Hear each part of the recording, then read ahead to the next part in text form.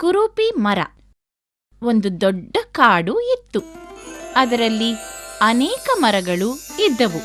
ಅವುಗಳ ಪೈಕಿ ಸೊಟ್ಟ ಆಕಾರ ಹೊಂದಿರುವ ಒಂದು ಮರವೂ ಇತ್ತು. ಇತರ ಮರಗಳ ಎದುರು ಅದು ವಿಕಾರವಾಗಿ ಕಾಣುತ್ತಿತ್ತು.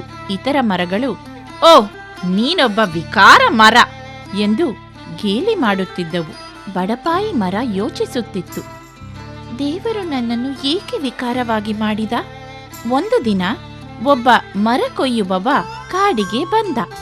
ಅವನು ಈ ಸೊಟ್ಟ ಮರವನ್ನು ನೋಡಿದ ಮತ್ತು ಹೀಗೆ ಯೋಚಿಸಿದ, ಈ ವಿಕಾರ ಮರದಿಂದ ನನಗೆ ಏನೂ ಉಪಯೋಗವಿಲ್ಲ.